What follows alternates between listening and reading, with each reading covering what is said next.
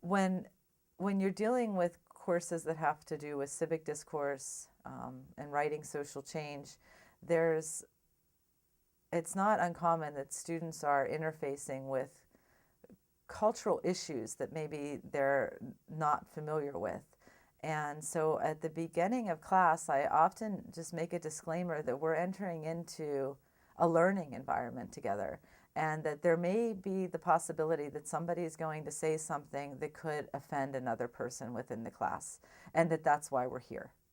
And that some of us don't have the right words to we don't know how to define or describe certain cultural groups. Some of us just haven't had that exposure, and some of us may be able to talk about it from a more personal insider perspective, and then somebody might think that they have it down, but that in fact maybe a term that they're using to describe, or a myth that they're passing on, or a cultural story that they're telling, is actually quite offensive to a particular group.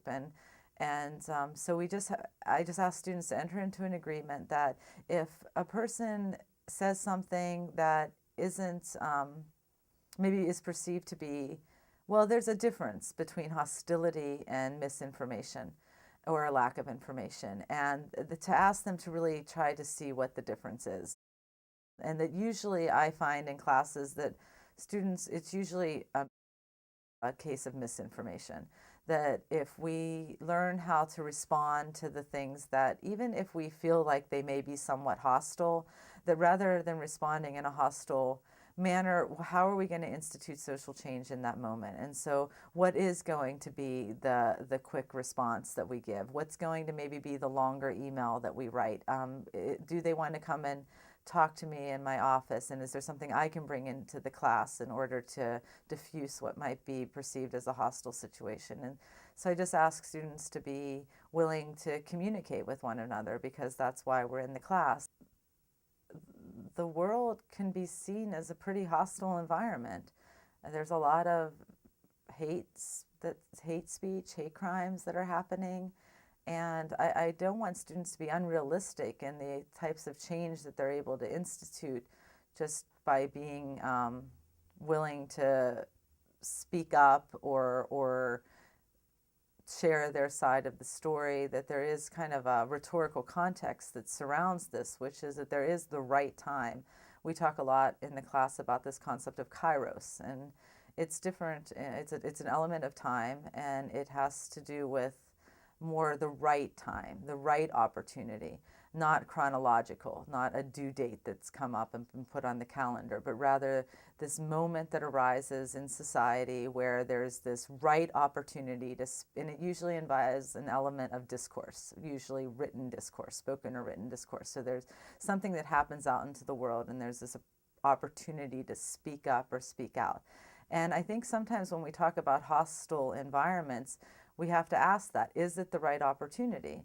And so I think that's an element that is important for students to consider, because the classroom is a safe space, and I try to create that space through dialogue. A big part of my curriculum is storytelling.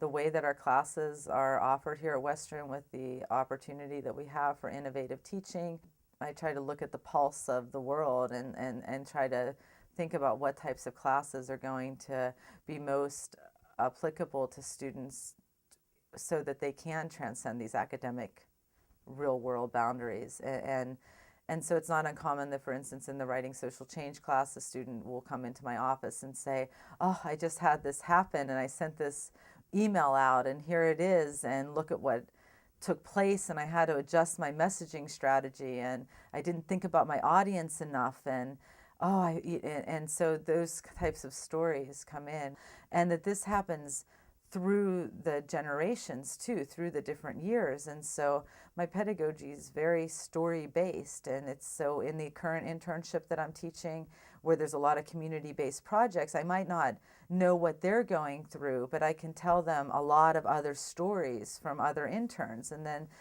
they have an opportunity to either connect with those stories in a way where they can self-identify, or to express differences in their own personal experience, or to actually even suggest maybe that they would have approached the experience differently than this other intern had, and that they see the experience being completely different than maybe the way that I perceived it to be, or the way that this other student perceived it to be. So the way that I can assess whether or not students are actually able to take this out of the classroom or practice it in the community it comes in so many forms. It comes in emails that I get post-graduation. I call it tells from the field. I ask students to write and tell stories that they'd be willing to share with others. And I read these stories in class, so I try to keep pretty good communication lines open with alumni and read their stories to other students.